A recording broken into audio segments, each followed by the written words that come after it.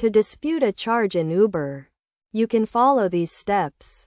The dispute charge option is available if you believe you have been charged more than you should have paid. Please note that there is no guarantee of a refund, but you can still apply for a dispute.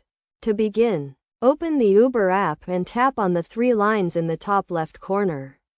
Then, select the profile option and choose the Trip Details menu, where you can find the Review My Fare and Fees option.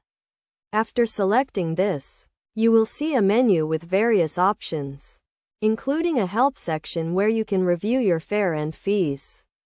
You can then choose the reason for your dispute from the given options and proceed to enter the required information regarding the issue. Once you submit your request to Uber, they will guide you through the next steps to resolve the charge dispute.